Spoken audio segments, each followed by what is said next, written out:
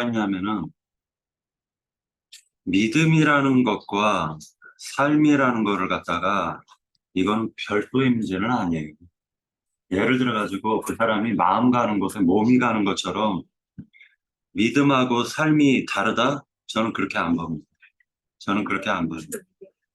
그러니까 결과적으로는 믿음 따로, 삶 따로 이렇게 볼 수는 없어요. 그거는 정확하게 성경에서 얘기하고 있는 거예요. 아까 홍영재님이 말씀하셨던 것처럼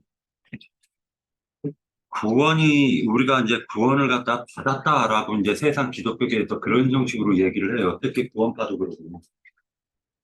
그런데 구원의 과정이라는 게 있다라는 걸 갖다가 성경에서 가장 샘플로 보여줬던 게 애굽에서 빼낸 이스라엘 백성을 42단계 거쳐가지고 결국에는 또 요단강 건너게 하고 난 다음에 그 길갈에서 할례를 시키고 그러고 난 다음에 여리고성을 무너뜨리면서 요단 동편 쪽을 갖다 먼저 정복시켜 놓고 그러고 난 다음에 요단 서편으로 들어가는 그 작업만 해도 모세 때서부터 그 다윗까지 건 400에서 500년이 걸리는 거예요. 그러니까 그 구원의 과정이라는 건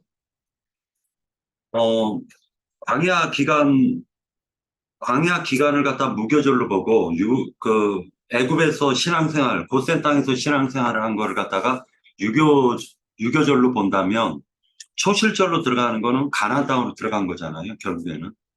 그런데 몸이 가는 건데 믿음 따로, 삶 따로, 뭐 구원 따로 이런 형식으로 되는 거는 성경과 안 맞다라고 저도 봐요. 그러니까 말로는 내가 이렇게 믿는다 해놓고 그 사람이 살아가는 삶은 세상과 붙어 있다면 그 사람의 믿음은 세상이지 어떻게 그 사람의 믿음이 하늘과 닿았다라고 볼 수가 있어요. 그러니까 결과적으로는 믿음 따로, 삶 따로, 구원 따로 다 따로따로 이렇게 보면은 성경은 전혀 맞지가 않아요.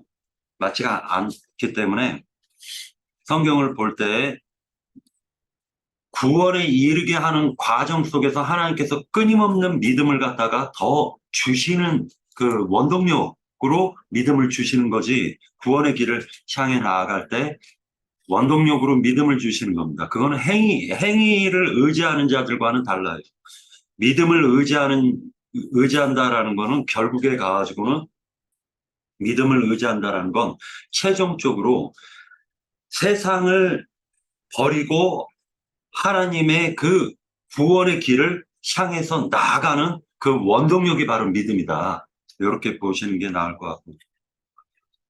그리고 또 이제 바르게 한다라고 요게 성경에 보면은 요 부분이 나오는데 그 3장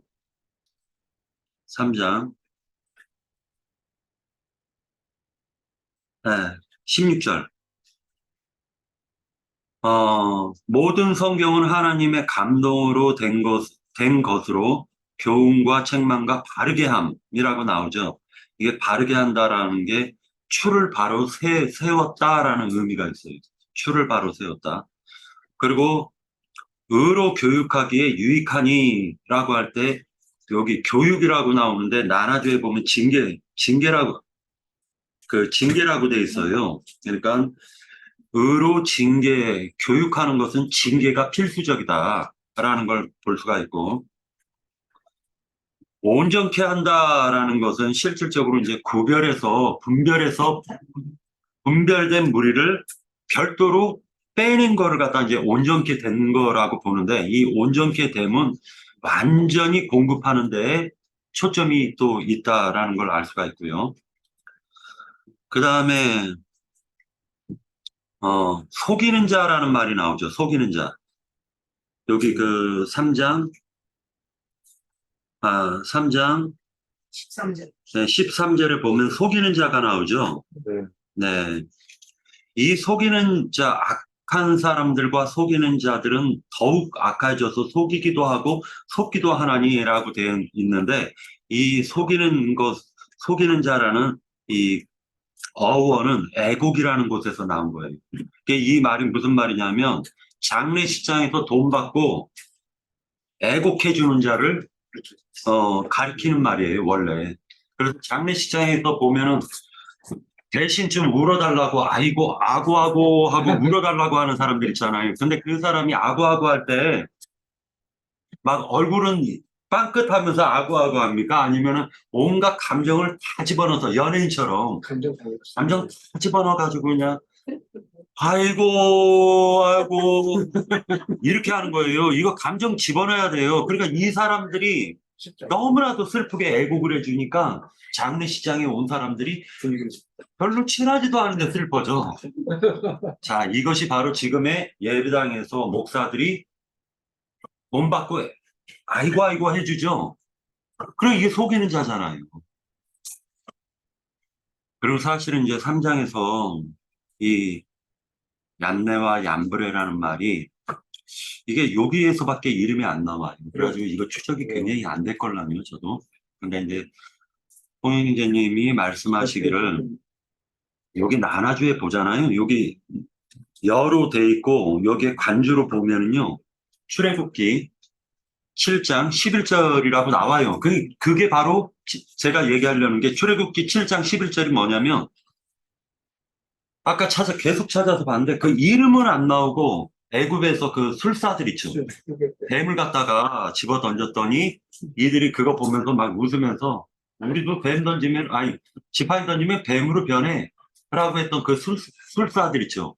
그 술사들이 얀네와 얀브레라고 추정이 되는 거예요. 그러니까 관주에서도 그쪽 출애굽기 7장 11절을 얘기하고 있는데 모세를 대적한 것 같이 그들도 진리를 대적하니 이 사람들은 그의 마음이 부패한 자여 믿음에 관하여는 버림받은 자들이라 라고 얘기를 했는데 실제로 보면은 많은 사람들이 어떻게 생각을 하냐면은 출애굽에 바로 애굽을 갖다 세상으로 묘사를 하고 있는데 일반 세상이랑 이 애굽하고 애굽이라는 세상하고 같다고 보세요. 저는 그렇게 안 봐요. 이 세상이 애굽이라는 세상도 저 예배당에 보면 사람들이 하나님을 믿는데 어, 어,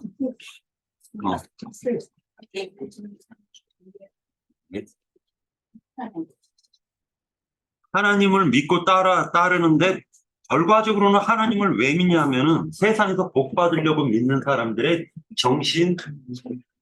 정신을 애굽이라고 한 거예요.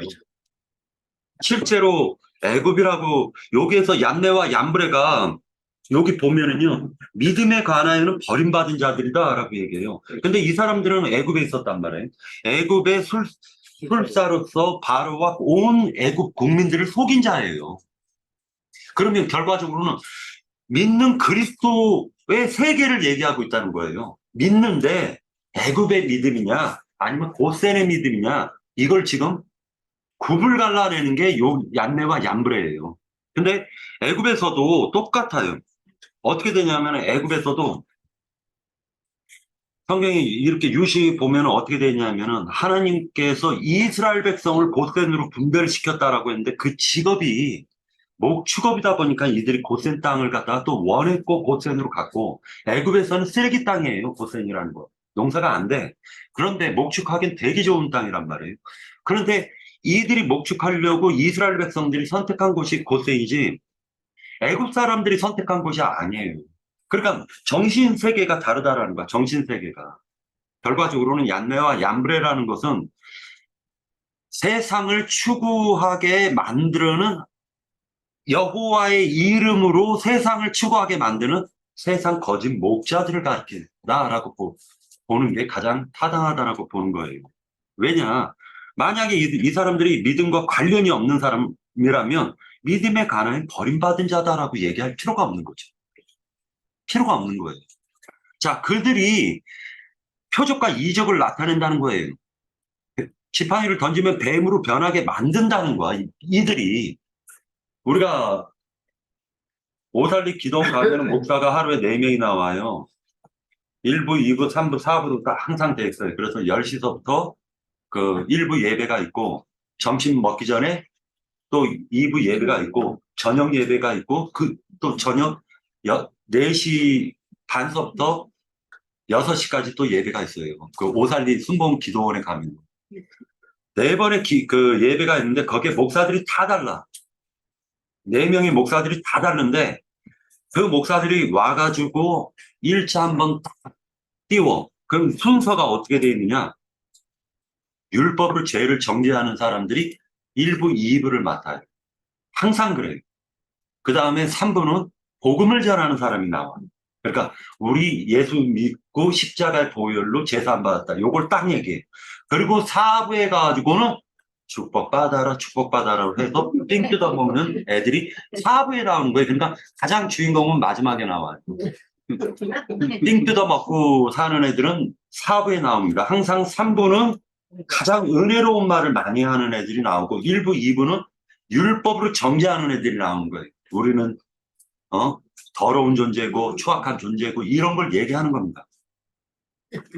그래서 1부, 2부 계획이 다 있어요. 걔네들 보면 또 3일 부흥회가 있다. 그러면 2일째는 1일에는 율법으로 정죄하는 목사들이 쫙 나와. 항상 그래, 항상.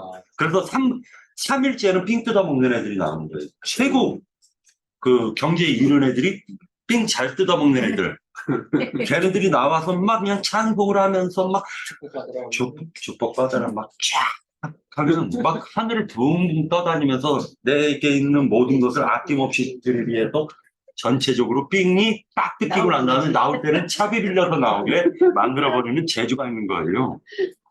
이 얀네와 얀브레가 그런 재주가 있었다는 거예요. 애굽을 속였다는 거예요. 속이는 자라는 거예요. 근데 그 하나님께서 얀네와 얀브레의 실체를 적나라하게 드러냈다라는 거예요. 이들이 삥 뜯어먹는 벌레 같은 놈들이라는 걸 적나라하게 보여줬다. 이게 바로 출애굽에 보면 얀네와 얀브레가 보면은요.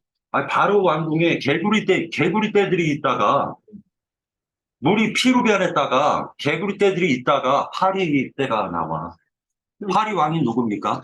바알세불 아닙니까? 똥파리 왕이잖아요.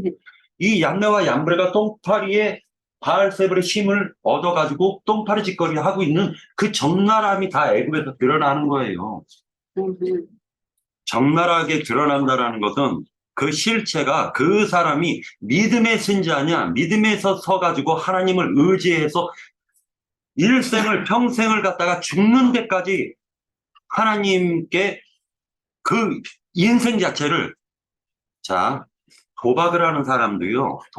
로또를 사는 사람도 하물며 그 6자리를 갖다 신중하게 찍습니다. 자 보세요. 인생을 걸었어요. 내가 세상을 향해서 살 것이냐 아니면은 하나님을 향해서 살 것이냐라는 인생을 딱 걸었으면 아니 세상에 하나님을 향해 걸었는데 양다리 걸치는 그 믿음은 성경에서 두 마음 품은 자라고 했고 이 사람이 딱 하나님을 향해서 걸었다면은 그 삶 자체가 모든 삶이 하나님을 향해서 나가는 거지 세상 향해서 나갑니까? 그래서 믿음과 삶은 동일하다라고 얘기한 거예요.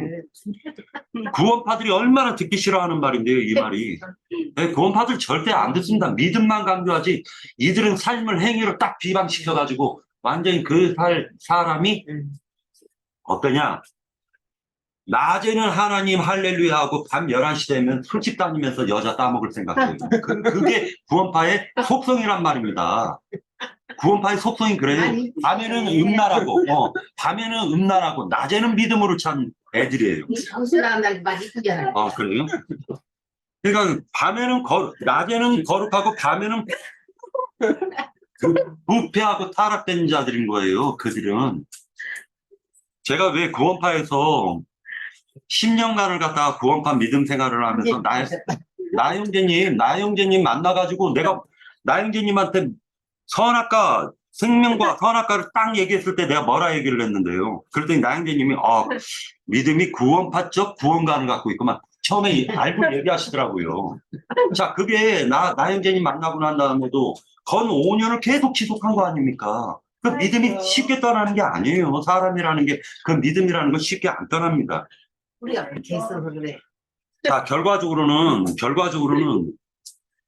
구원에 이르게 하는 지혜도 필요하고 지식도 필요한 거예요. 성경을 보지 않으면 그 사람이 어떻게 이 성경은 저는 어떻게 바라보냐면은 하나님과 나와의 연애 편지예요. 내가 하나님을 사랑하면 이 연애 편지 간절하게 만나는 그 하나님이 어떤 분이라는 걸 최소한도로 이분이 나에게 알려주신 것이 성경이에요. 근데 성경을 안 봐요? 성경 안 보고 구원받아요? 미친 소리예요. 그게 미친 소리라고요. 세상 기독교계는 성경을 갖다가 일독도 안 하고 목사를 해요. 나는 그런 사람도 봤단 말이에요. 일독도 안 하고 목사합니다. 그들은 사악한 존재들인 거예요. 사악한 존재들. 힘 뜯어먹고 살 때 얀네와 얀브레가 어떤 재주를 갖고 있다라는 걸 지금 그들은 그들의 그 애굽을 갖다가 그렇게 바로왕도 속이고 온 백성을 다 속일 수 있는 얀네와 얀브레는 모세를 만나고 난 이후에 그들의 더러움과 추악함이 적나라하게 다 드러나는 거예요. 그것이 바로 애굽의 11가지 재앙으로 다 몰려오는 것입니다. 11가지 재앙으로. 그 속을, 애굽의 속을 다 드러내는 거예요. 드러내는 거예요. 얀네와 얀브레는 거기에 쓰임받은 자들인 거예요. 결과적으로는 17절, 맨 마지막에 3장 17절에 보면 이는 하나님이 사람으로 온전하게 하며 모든 선한 일을 행할 능력을 갖추게 하려 함이니라. 로마서 7장에서 보면 오라 공고한 인생이로다 이 사망의 몸에서 누가 나를 건져줄꼬 라고 하면서 한탄을 한단 말입니다. 내 마음에서는 선을 행하지만 내 육신으로는 마귀에게 끌려가는 질질 끌려가는 자기의 모습을 갖다 보면서 한탄을 하고 있었단 말입니다. 그런데 그러면서 사도 바울이 뭐라 얘기했냐면 선을 행할 능력이 없다라고 단정을 지었어요. 딱 정확하게 진리를 말한 거예요. 인간은 선을 행할 능력이 없는 것입니다. 능력이 없는데 이기는 생명으로 거듭나면 예수 그리스도를 영접하면 그는 마귀를 이긴다라는 거예요. 그를 의지하는 게 바로 뭐냐면은 모든 선한 일을 행할 능력을 주는 게 바로 예수 그리스도를 내 생명으로 받아들여 가지고 그분을 의지해서 야곱이 지팡이 의지해서 나간 것처럼 지팡이를 앞서 세우는 것이 하나님의 보았을 때 선인 거예요. 여기까지 얘기하고 저는 이제 끝낼게요. 네. 이 고라 있지 않습니까? 이 고라가 내가 사실은 고라의 문제 때문에 사실은 생각을 했었던 게 있어요. 고라가 왜 반역했을까? 고라가 레위 자손이에요. 네, 여기까지. 네. 여기까지. 자, 오늘 말씀 중에서 우리 그 앞에 보면 경건의 능력이 있고 마지막 17절에는 보면 선한 일을 행할 능력을 갖추려 함이라고 이렇게 해요. 이게 이제 딱 연결이 되어 있겠죠, 결국에는.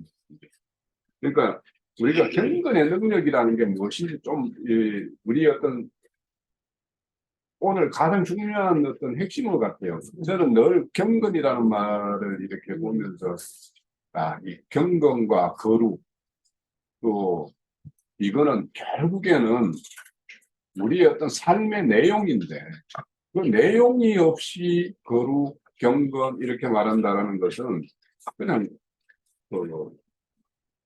입에 발린 소리밖에 안 돼요. 그래서 우리가 사도가 늘 이제 자신의 어떤 삶을 이렇게 지금 디모데에게도 뭐라고 그러냐면 나를 본받으라고 그래. 한마디로 말하면은 디모데후서 3장은 나를 본받아라. 내가 어떻게 이겨냈고 내가 어떤 환난과 공고를 당하면서도 하나님의 사역을 그렇게 끝까지 이렇게 달려올 수 있었냐 하는 것은 전적으로 하나님의 어떤 자기의 능력이 아니라 하나님의 능력에 의해서 이루어졌다. 그래서 그런 어떤 고난 가운데 루스디아 이고니아에서 당한 일 이런 것들을 자기를 건지심이라고 말을 해요. 사실은 건지려면 그들 일을 안 당하게 해야지 건지는 거지. 그런데 사도는 그런 것들을 건짐이라고 이야기해요.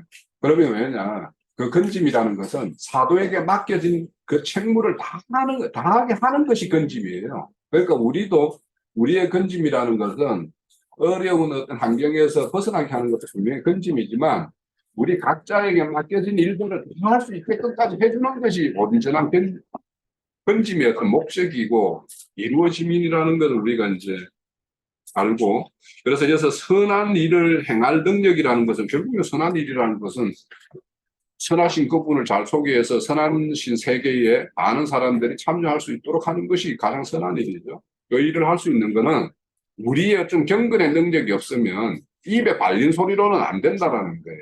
그러니까 경건의 능력이라는 게 결국에는 그분의 어떤 성품들이 우리의 어떤 삶의 어떤 현장에서 그냥 드러나게, 그러니까 이거는 뭐 생명률이라고 우리 교회에서 말하는 걸로 말하면 생명률이에요. 그 생명률에 의한 것이 그냥 그대로 드러나는 것이 경건이에요.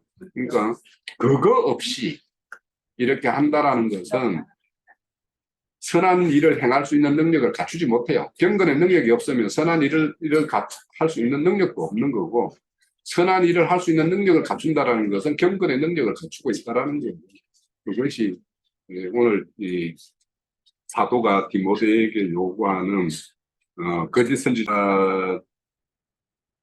선지자를 이기는 방편이 그것이고, 그것이 사도가 지금까지 이겨왔던 어떤 내용이다라는 것을 이렇게 말씀하는 것이 디모데후서 3장이라고 보입니다.